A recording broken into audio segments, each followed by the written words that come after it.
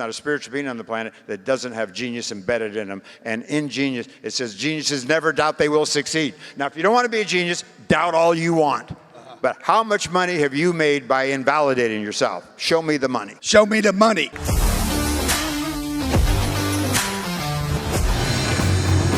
So first off, I want to thank you for staying here. I want to thank you for staying here. And I'm going to offer something of limited value. Anyone at the end of this hour that says, I should have left, come up and see me and I'll give you $100 while they last. But I just want to let you in on a little secret. I'm a genius fan.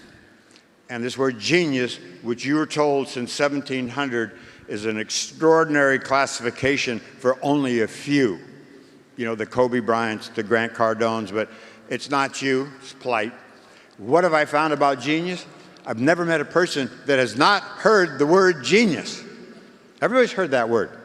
And I've never met a person that's allergic to the word genius. Now, that's a pretty awesome thing to say because Republican, Democrat, God, no God, we're allergic. We're on one side or the other. And now we're getting into fisticuffs over it. But this word genius is changed my life. It's going to change your life because I have found through deep study and investigation that the word originally meant inherent, innate, inborn, in everyone at birth. Yeah. Is there anyone here that's not a part of that classification? Everyone? Is there somebody here? Well, I'm looking. I don't see you, okay? But did you also know that in the etymology of the word inherent, it means irreversible? You can get rid of your genius if you tried. You can reduce it to almost nothing. But now there's good news there too, and then I'm going to take a seat down because Grant wants to ask me some questions. Okay, the word zero in mathematics means just that, zero. But what is really zero? Zero of anything, zero of time, zero of space, zero of matter. That's zero. So what is zero? You sitting on your butt right now? It's you. You are a nothingness that has the ability and the power to create a somethingness in a physical universe. And that's zero. Come talk to me. And that's you. And that's me. So whenever things get tough in your life, and it's really rough and tough, and you're about to give up, you're that close to disappearing, you are that close to the original you, and when you hit that, you're going to spring back like you've never sprung back before. Because that's your power, baby. That's your power. A nothingness that can create somethingness. It's a bright idea. What part of your brain did that bright idea come from? What aspect of your DNA have they found that's the DNA for bright ideas and you don't have it? It's that, oh, I should do this, or that's not okay. Is there anybody here that does not have a conscience? Conscience. Anybody here doesn't have it? What is it? It doesn't send you to the ATM machine, unfortunately, and it doesn't pick your pocket, fortunately. But conscience is that little indicator, Bobby, what you just did, not okay. Or Bobby, what you just did is good, man. That's your conscience, and everybody has one. Nobody's without one. But take one more word now, conscience. Con means with. Confidence, confidere, with, trust. There's a little secret there. Someone says, I don't have any confidence. You say, why don't you trust yourself? What have you done that you know about? And how do you regain confidence? Start doing what you say you're going to do, even if it's just go to the bathroom on time. Build that confidence back up. So, science. What is science? Don't do it now because we want you to pay attention to me and Grant. But you get your dictionary.com out and you look up the word science.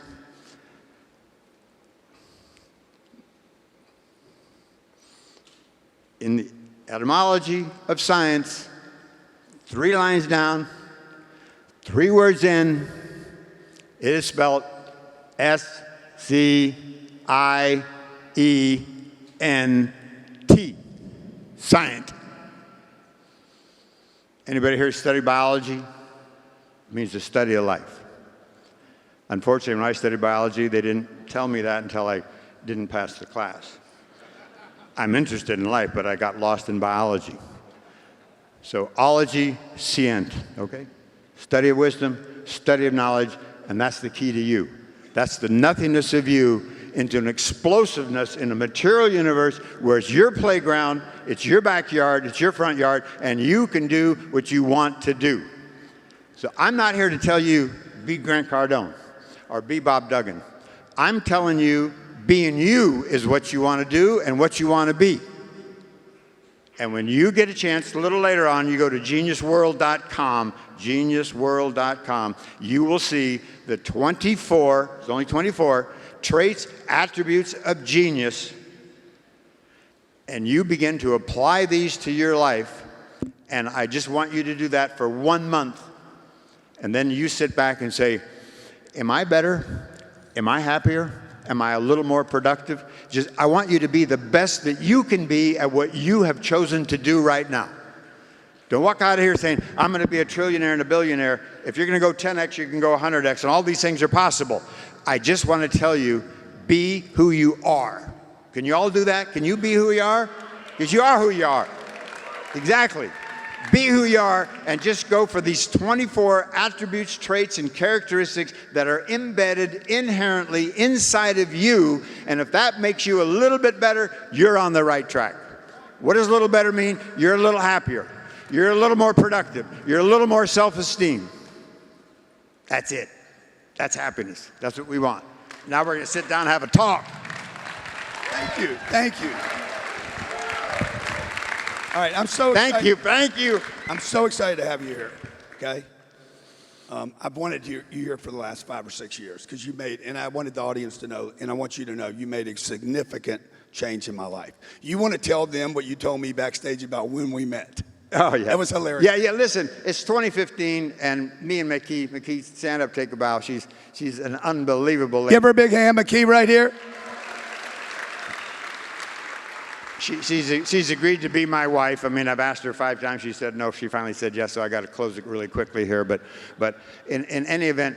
Before she unwinds. Yeah, before she unwinds. Before she comes to her senses. But look, we built a company that was, when we took it over, was worth $15 million. You go, that's really nothing. You hadn't seen anything, because then it dropped down to $6 million from 15. Now that was really something. And I had to go up and stand in front of the people and say, look, I will make sure that you all get your checks. I mean, that back door was broader than the doors back here. But everybody stayed, everybody worked. And 5-6 years later, we sold it for $21 billion to AbbVie, and we gave them half the drug. So the whole drug was worth $42 billion. Now let me give you just a little key here. Words. There's a little saying. But don't go there yet. Don't go there yet. Okay. Stay with me on the story. Stay with me on the story. Once this guy goes, bro, you guys could be fucking midnight. I'm his little cousin. Bing, bing. You'd be like, it's 12:30 night. What am I doing? Grant's little finger. So I make this money. I show up and all this. Banks, he's sitting with $4.4 billion in cash. Yeah, and stock, paper. Okay, paper. Yeah, this is good. So I'm sitting there. Who shows up? GC. Grant Cardone. Bang. I mean, didn't even know it. Is that luck or what? No, it's not luck. This guy's a magnet for success and money. So he shows up. He's talking to me about this. I own this house and I own that house, and I don't know. We counted about 12 homes he owned. I go, I've never even owned 1 or 2. You got 12. You're looking good, man. He's good. He talked to me about surfing, the girlfriends he had and he didn't have, but this guy is a mercurial guy. He's energy. I call him Mr. Energy. I'm not going to stick you in my dictionary, but let me just give you this little definition. Go there. Don't go there. No. I just got to go one thing, because this is you. This is Grant Energy Cardone. Anybody disagree with that? Okay, let me go there then. Energy, E-N, enter. Got it? Erg, E-R-G. It means work or intention, completion of intention. And why? Almost nobody's ever looked up the word why. In a good dictionary, why is without boundaries, without limits, without borders, like in the y-axis. And this guy is energy. I didn't know that. I just taught him something new. Goddamn, why is what? Why, baby? What is why? Show me the why. Energy is without borders. Now, if that is spiritual, why means what? why means why has many different meanings. You put it on Bobby, and it's a special kid by the name of Bob. But one of the definitions of why is like the y-axis, and it means without boundaries, without borders. Wow. So when you add a y, happy. The y-axis is this axis. Happy. The y-axis is the horizontal axis. Yes. Yeah. Great. Okay. But it's like you add the y, happy. What does that mean? You can be barely or full.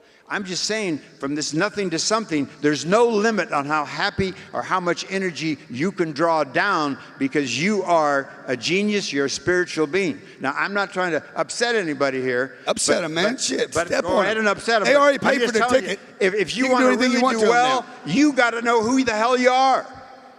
And you're something damn special. And just keep doing what you're doing and go for it a little bit better, and a little bit better, and then decide if you want to change. This guy was buying houses. He got to 12. No, and I was buying cash flow real estate. Whatever, Okay, you, but anyway, whatever you were doing. You thought they were houses. I thought they were cash flow. Okay, check it out. Did you ever think you would be where you are today? Like, go back. You're 6, 7 years old. No, because you're way beyond anything. But listen, from when I was little and as I grew up, I just wanted to be the best. I wanted to be the fastest. I wanted to be the best, and that was that. But honestly, see, that's innate in you too. Perfectionism is something that sometimes we shy away from because we say we aren't. We do a lot of things in life, and we're thinking that we're not so good. I just want to tell you, when it really gets bad, think that you're nothing. Because in that thing and nothing, here you are now.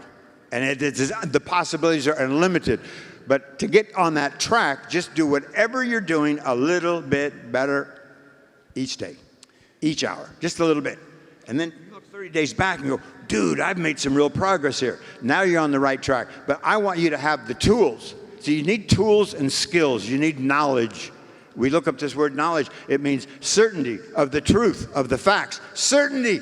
It's not no. I was a know about kid. Teacher said, "Do you know this thing in chemistry?" I know about it, but that's not knowledge. It's just know about.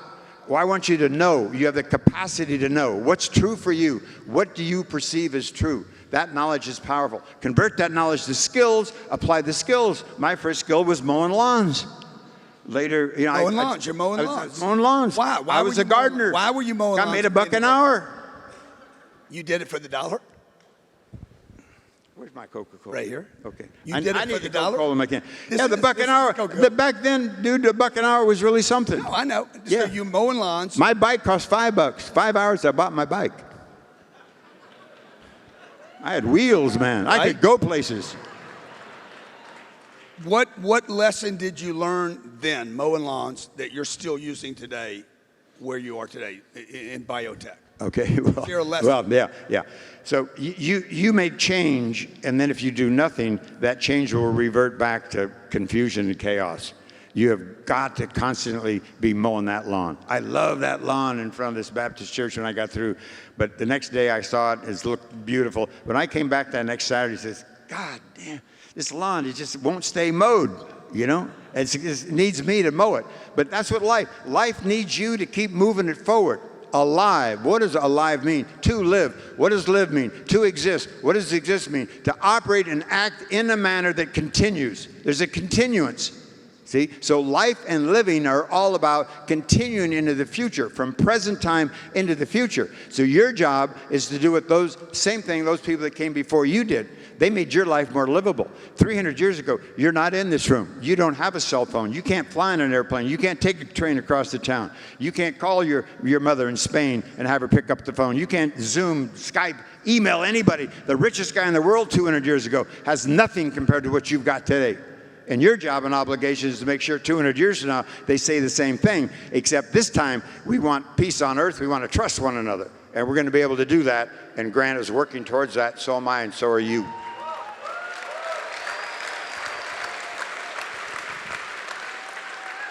Bob, how important?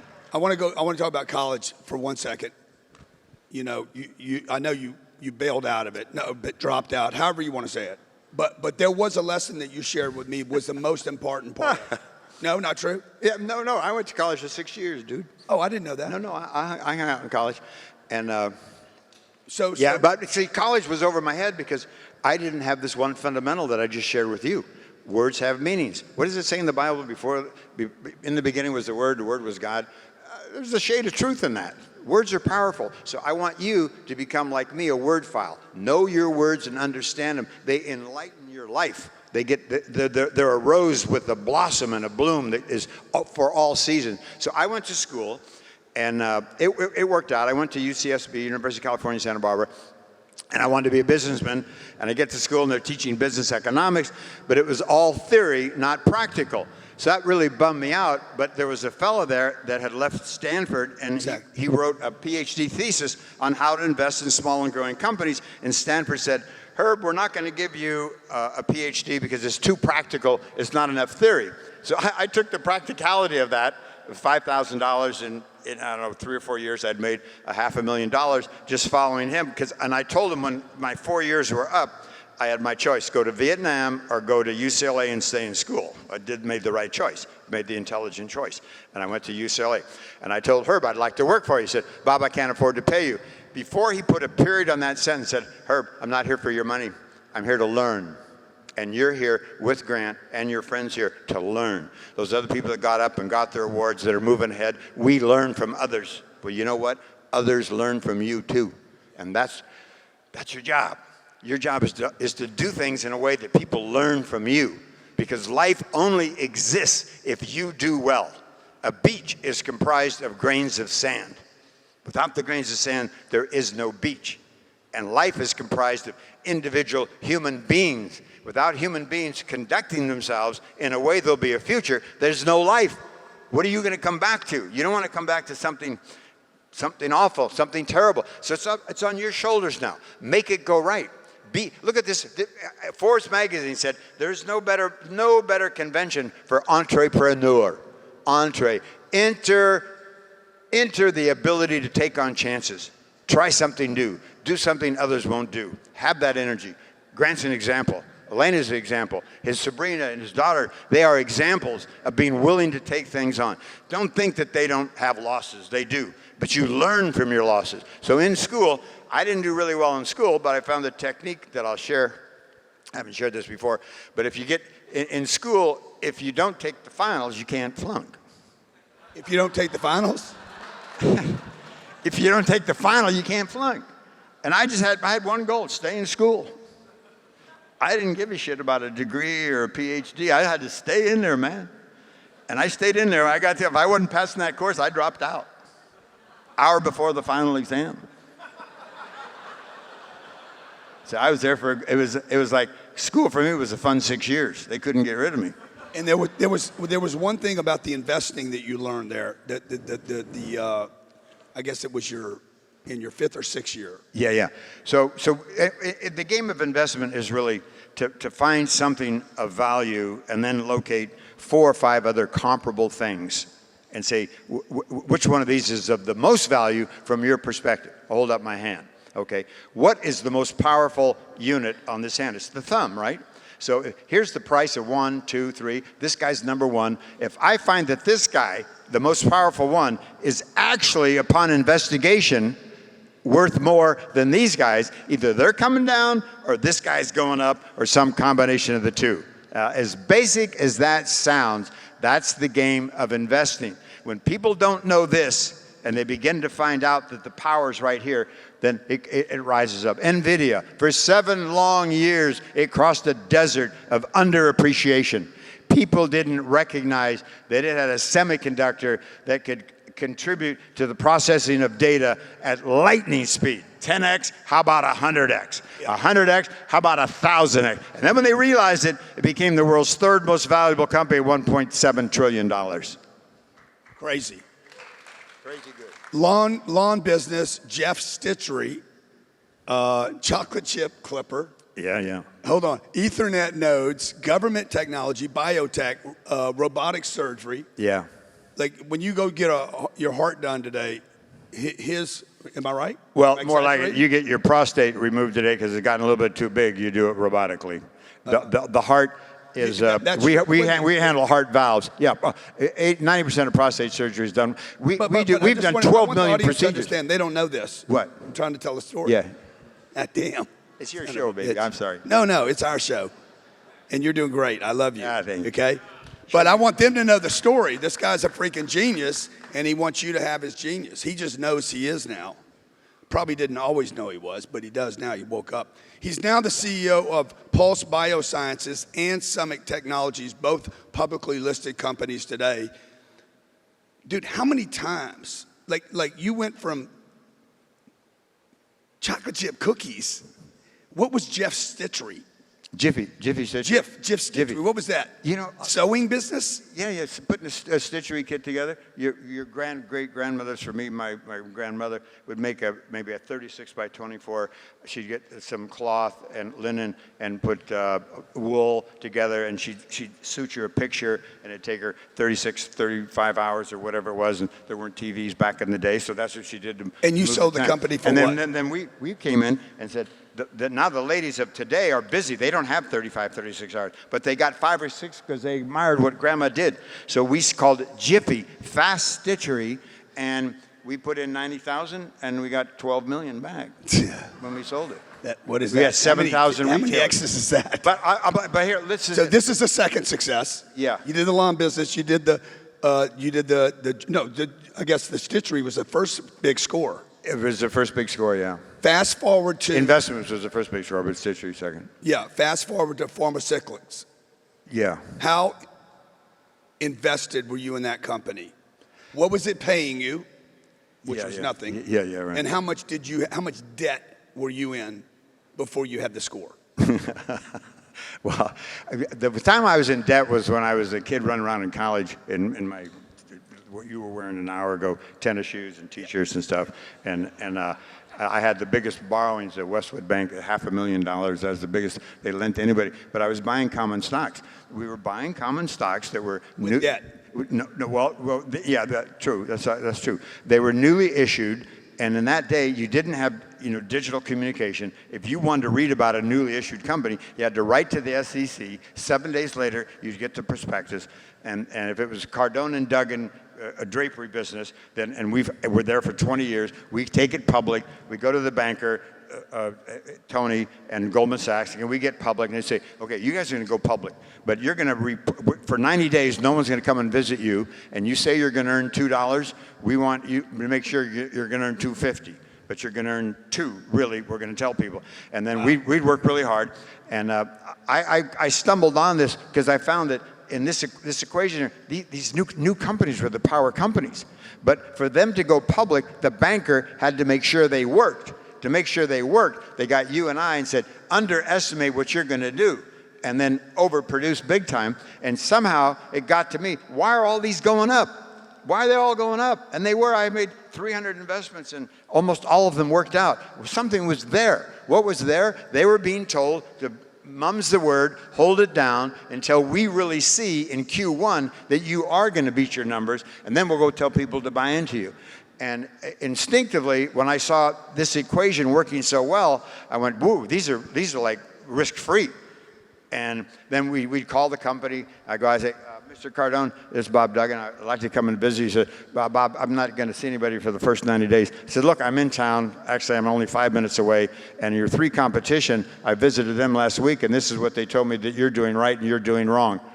Well, maybe you could come by for 5 or 10 minutes, I'm interested in what I'm doing wrong and doing right. We'd come by, and then I'd say, Mr. Cardone, we've looked at this. You are the best in the business. I know we're the best in the business, but you're priced at 20% less than everybody else. I know it tears my hair out, but the banker said a year from now, it'll all get worked out. I said, okay, well, you have a good day, I'll have a good day. And I'd leave and I'd buy into the company, right? And 45 days later, the report would come out. The Grant's doing really well, he's beating numbers, and the stock would be up 30, 40%. Hasta la vista, I go to the next one. And so we had a lot of turnover, and a lot of money, and that game lasted for a while, but like all good games, it got figured out, and some of the rules. changed. Venture capitalists got in, and they saw they could make money. So if I'm a banker and I see a venture capitalist, he's got like Grant. Grant's got 15,000 homes. So he wants to come to me for funding. I'm going, he's the guy I want to lend money to. A, he's got cash flow, and B, he's a driver and he's going to have more homes. So if he says, Bob, I want money, but I want it at a 20% discount to what other people are paying, I'm going to give it to him because I'm going to get my money back. So the venture capitalists jacked the new issue prices up so they were at or above the level, and then there wasn't all this money there. And I figured, shit, dude, I gotta change my game. I got to become in the venture business, and from that, we started our stitchery business, and we started our cookie business, and I just did things that I understood and I like to do, and that I'm very curious. And one little story, I'm reading the Wall Street Journal, and General Foods, General Mills, and Nabisco are sued for oligopoly, constraint of trade, and they're getting sued for running a monopoly. And I go, in college, they talked about monopolies, and they said they're against the law, but I think they're kind of interesting because if you're a monopoly, you're making real money. Isn't that the goal? So I got the lawsuit and I read, what are the 36 things these companies are doing to have this monopoly? And we applied it to our stitchery business. And we just ate up the competition and went from nothing to 7,000 retail outlets. And I didn't know I couldn't stitch my socks if I had to. But just being curious, you see, that's it.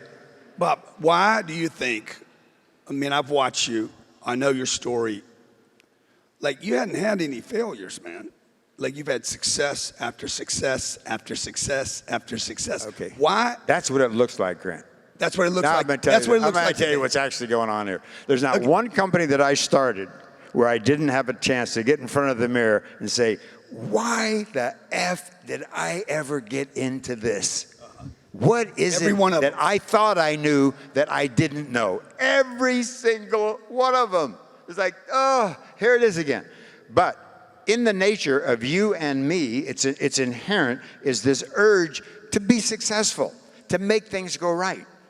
And so in genius, you'll see. You think everybody has that urge to be successful? It's 100%. When you don't think there's a person on the planet that doesn't have this basic urge to succeed? There's not a person on the planet, that isn't a spiritual being. There's not a spiritual being on the planet that doesn't have genius embedded in them. And in genius, it says geniuses never doubt they will succeed. Now, if you don't want to be a genius, doubt all you want. But how much money have you made by invalidating yourself? Show me the money. Show me the money. Show me the money. No one's showing it to me. He said, how much money have you made invalidating yourself? Yeah. Making less of yourself, or in outgoingness. Be a booster to others. Don't put other people down. That approach will win you many friends. So you will see in the genius 3 sentences around each word that tells you how to execute to this. And I'll give you a secret. Go to the last sentence and work your way back up to the first sentence. And it's going to perform miracles for you. But don't say, I'm going to become Grant or Bob or Tony or whatever your heroes are. I'm going to be me. I just want to be a little better me. As you become a little better you, and Grant knows he's huge now, but this occurred step by step. And along the way, there are missteps. So another genius factor is willingness to take chances because you can learn from your failures, mistakes.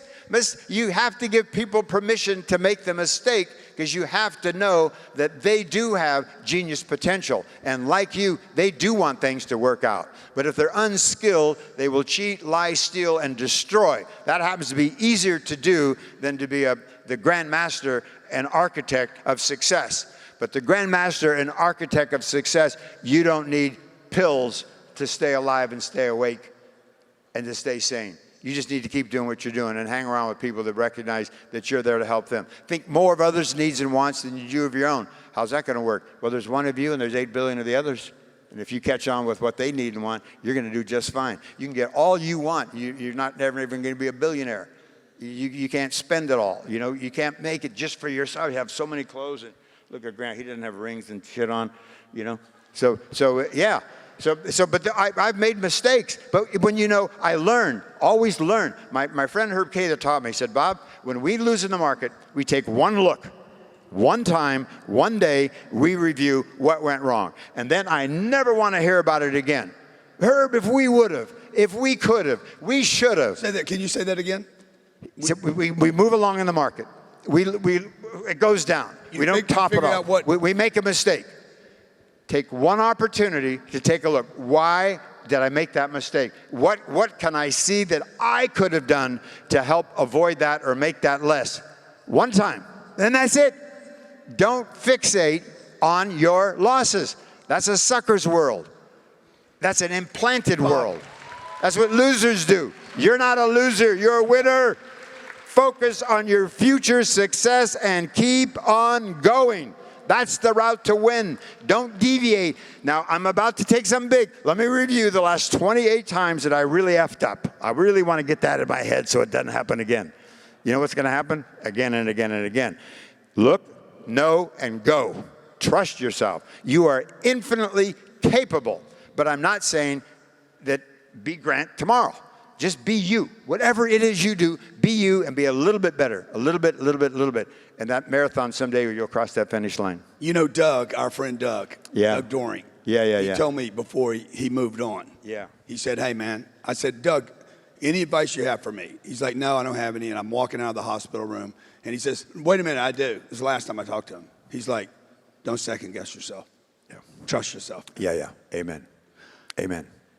Even if you make a mistake, Grant. Yeah, exactly. Okay, I can learn. It's a good thing. Success is built on failure. I mean, being at the top is built on failure and success. And they're both equally important. What is the term? Because you're a master at terms, okay? Yeah. And I love that about you because it's always a good conversation. Yeah. God, I think it's so many things I want to talk to you about right now, but what is the term? Don't anybody leave. Huh? I only got a couple $100. What does the term 10X mean to you? I know it's not big enough for you. I know. No, but it gets you thinking big. It's an order of magnitude. 10X is not small. Yeah. But just take the X and nudge it a little bit, and you'll start looking back and go, dude, this is 3X now. See? There's no X over your head. There's no roof over your head. 10X is a roof. But 10X is an achievable goal, and it's a fun goal, and it's totally awesome. And it's catching on. People love this 10X now. Yeah. Tommy Hilfiger was up here. He's like, I love that brand. Yeah. Do you think people, like if you were to evaluate people, if you were to, and look at them as a group of people, do you think people think too big or too small about their goals? Generally, as a generalization. Yeah. I think life at this time, on where we are now, is misunderstood. I think we can understand it better, okay? I think when I'm a kid, I look up, they were throwing this, I'm sitting in the front of my English class, the guy said, how many people believe in God? My hand went up, I'd gone to Catholic schools for quite a while, and I just felt an emptiness, and I looked back around. Nobody had their hand up. There's 50 people at a University of California Chicago. Where the hell am I? There's not one other person that believes in God. So whether you do or you don't, that's not a big thing. But it got me a little bit curious. And I looked up in a Noah Webster dictionary, the word spirit. It said immaterial, immortal, intelligent aspect of a human being. Didn't say anything about religion, anything about God. But I said, you know what? If that's the source of my intelligence, I'm now going to start paying attention to that. It's what is intelligence? To do the right thing or the wrong thing, to make the choice. When you do right, God, that was smart of me. You do the wrong thing, God, I was so stupid. I made that mistake. So I'm saying, this is not the etymology of religion happens to be conscientious awareness, conscience awareness. And we just said science. You get to the etymology, and it'll say SCIENT, science, knowledge, wisdom. Okay, that's where it is. So you got to know where the hell this is. Where do you go? How do you reach this? It's inside of you. It's not in your brain. It's not in your DNA. It's inside of you. And if you're playing with this life, you got to know who the hell you are. And bridging that you over to the body, which is very mechanical, very precise, and a beautiful thing, and full of sensation, is this thing called MIND.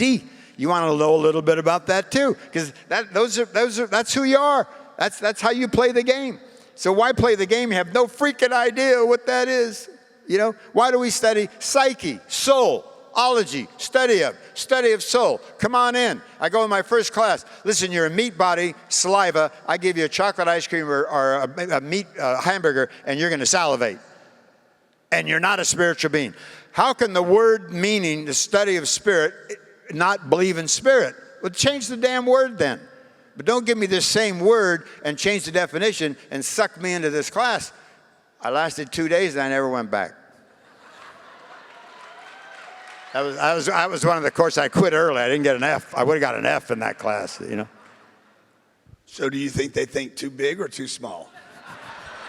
Look, I love Grant. Simple. I'll repeat the question. Let's keep it simple. You repeat the question. I think people. In general, I think do you think population general, planet Earth thinks too big or too small? I think we think too small. Way small, right? Yeah, because we're thinking 3 months, next week's paycheck, Do you next think, year, Bob, 10 years. I want you thinking 10 lifetimes out. Yeah. Do you think, Bob, even if there's not one, right? Do you think, why not? Why not? Yeah. Yeah, why not? I'm going to remember him. I remember you said something once. We were in Colombia. Yeah. We were in Bogota. Yeah. And we were at a fundraiser. And it was the second fundraiser you and I had been together. Yeah. For our church. And the second night we went back to your room and you said to me, hey, man, I noticed something tonight. What? I noticed something tonight. Yeah. I said, well, what'd you notice? He's like, you didn't give anything tonight. and he didn't make me wrong by saying that, by the way. He did both nights. He gave a lot. And he says, he's like, Grant, I just want to tell you one thing I've learned is everywhere I go, I leave more than I take. And that changed me. Yeah. That changed me. Now I always make an effort. I remember that. It was a great lesson. And you soon have more than you used to have. Oh, yeah, 100%. That's what people have to know. He said to me that night, he's like, Grant, I've traveled all over the world. Everywhere I go, I leave something so that when I come back to this place, I feel good about it. Yeah, they're going to want me back, Dude, baby. That's Bob. I'm going to want to be there. I remember him. You're going to want to be there. So my big loss, you gave me a couple of key questions. What was one of your big losses? I went from 0 to 3.6 million. And when you go from 0 to 3.6, my dad made $800. And at the end of the month, my grandpa lives with us, one of my most important people. And we'd have to hunt for money just to get hamburger meat, right? So my mother said, okay, let's go find the money. And my uncle said, Bobby, I guarantee you there's money in this house. Go look. Look in that closet. Look in this closet. And I'd come back and I'd have $1.25. I didn't realize he'd put it there. I thought I actually was really finding it myself. But he was inspiring me to always be curious, always look, always find out. There's a way you can really make this go right. So anyway, I get up to 3.6 million, and I was thinking too big without the doing this, without the skills. That's why I want you to look at the 24 characteristics of genius. They're in you, they belong to you, and you have a right to use them. And I have an obligation to tell you that they're there, okay? Which is why I'm doing this. So you use these, and it will definitely make things go right. So I'm at 3.6, and 3.6 million. Not billion, 3.6 million. 3.6 million. Small as that might sound, a guy like Grant. That was a lot of money to me at the time. And 12 weeks later, I had 600,000. What the hell? How'd that happen? Has anybody had that kind of swing? Yeah, you have you have $6 and you have $1. That's the same swing. 1 divided by 6. So I'm sitting there with 600,000, and I'm feeling like I have nothing. So I'm going to have to write a book. How do you get along with $600,000? So I never wrote the book. He's the book writer, not me.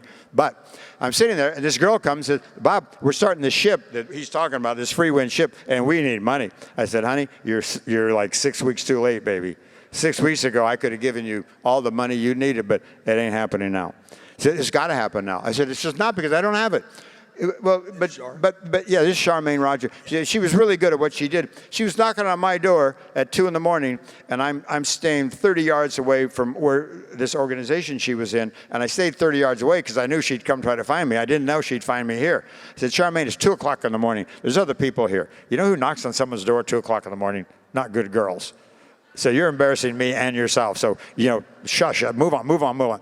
Bobby, just give me 5 minutes. I said, look, you can do it. How do I do it? You got to change your mind. Change my mind? Are you kidding me? I'm Irish and part Italian. We don't change minds. We do what we do. We got fixed ideas, and we're solid, and we're right, and I'm not changing my mind. He says, well, you can do it. He said, this is what's going to happen on this ship. People are going to gain freedom, become better people. Life's going to be better. The future's going to be brighter, and it's going to be an unbelievable place, and you're going to want to be a part of that. How much you need? 200. You got it. You gave her. I gave it 200,000 out of the 600. Of his 600, okay? I want you guys to understand this story.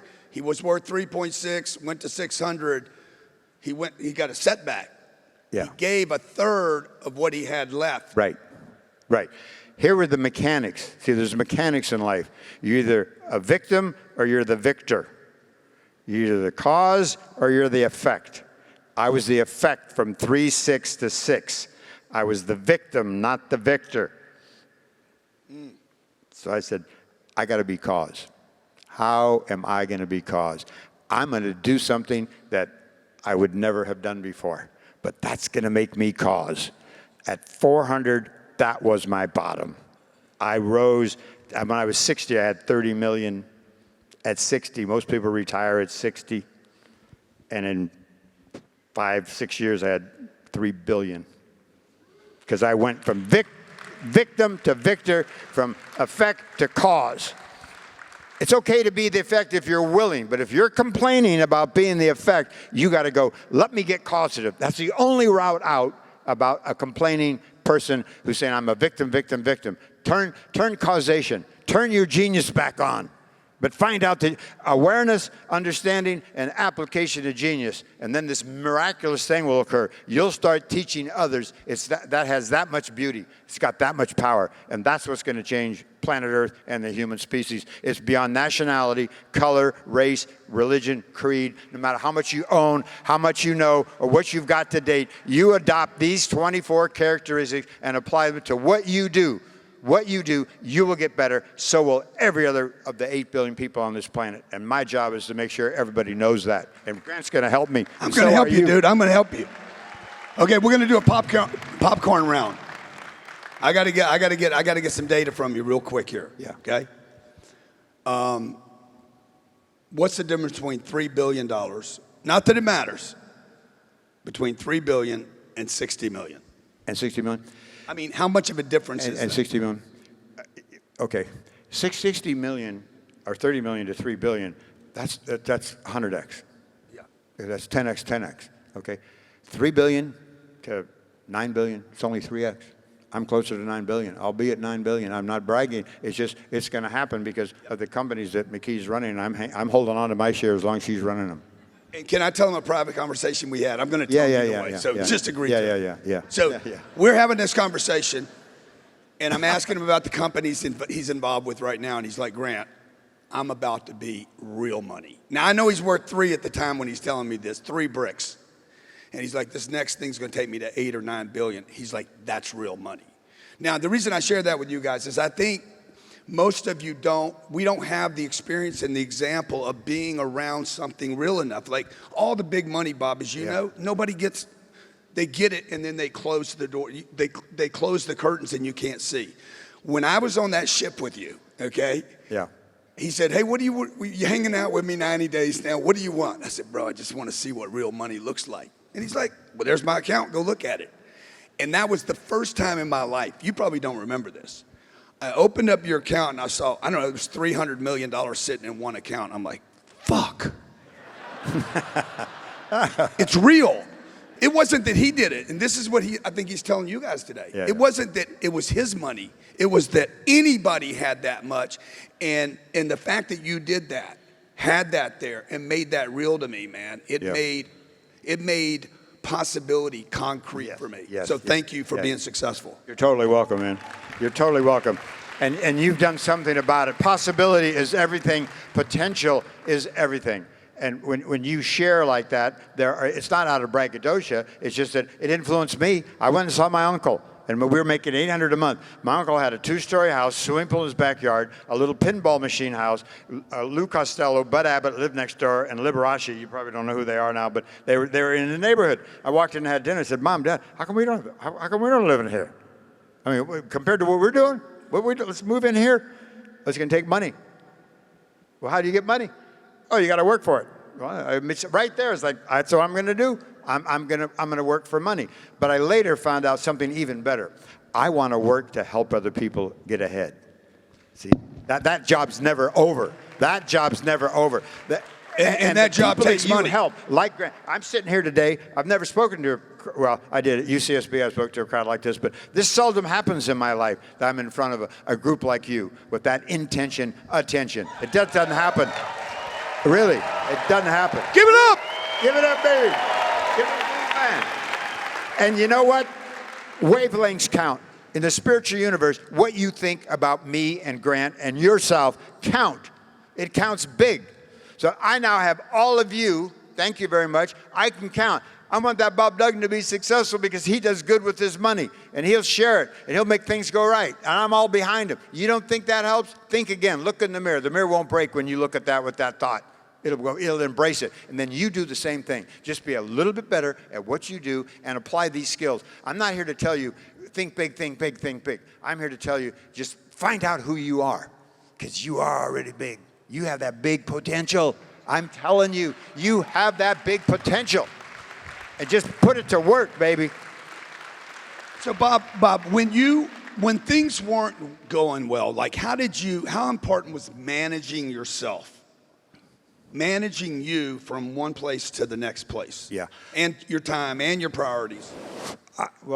And people say, hey, look at this guy over here. He's a genius. He hasn't heard your 24 characteristics. I said, yeah, because they're in him. You don't have to hear about them. He's already using them. He might not be able to spell them out, but he's using them. So as a kid, I just instinctively, and you will see in your life, you do the same thing. I got to get a little better. You know, I have times when I was down, but what do I need to do? And whenever I went to what do I need to do in order to have, then it's kind of like, what am I going to be? So the word be means to exist, and exist means to create a future. So I got helped by understanding some of these words like spirit, and I don't know, when things are bad, I just go, well, what do I need to do? And how did I get this going? It's an industry in creation, 3.6 to 6. What the hell happened? Well, things did happen, and I realized what they were. So you knock those off, you try to, and you move on with what succeeds. Just always go, when you go over and you see, what's the word optimism? How many know that the prefix of optimism is OP, and it means produce in abundance, like opus, opera? What? I thought it was just A or B. You either have it or you don't. You know, Freddie, he's an optimist. He can't help himself. No. Freddie thinks big. He operates big. He figures it out. And that's what I'm sitting here in front of this power in this group. 10X isn't enough for you all. Just do a little bit better every day, and you'll see you go right by that 10X and keep going. But live for putting humanity back together. Live for the human species. Cut across race, cut across color. I was very fortunate a few weeks ago. I got to be in an ML King parade. And the night before, I gave some of the people of that color and that group a talk on genius. These were kids, criminals. You know, they were like the bottom, and we just talked to them about giving them some hope, giving them a future, and things are going much better for them. And we're invited back. I have a Barrios a Barrios, the poorest of the poor in Costa Rica. And in 2 years, these kids have gone from what do they do at school? They break windows. To what do they do at school? They laugh, they cheer, they celebrate that they have these characteristics. It has given them hope in life. The community's turned around. A Nobel Prize winner sent me a note saying, Bob, you keep this up. This could be the best gift anyone has ever given to Costa Rica, solving the Barrios problem by solving the individual's attitude towards life and living. We're defining words: mother, father, community, neighborhood, brother, sister, police, all these things. So they know. They just don't, they're not stupid. Nobody ever taught them. And if you want to know why your kids are stupid, go look in the mirror. You're the teacher. Boom. And if the mirror breaks, which it will, go get a dictionary and look up a few words like love, like care, like human being. The 12th definition of a being, G-O-D. Be godlike. God won't mind. God won't be upset if you're godlike.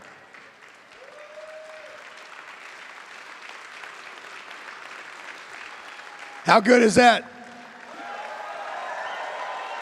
Look, you guys need to get around these kind of people, man. I'm just telling you, that's why we do this once a year. I don't know how many of you are inspired from just the first 2 days.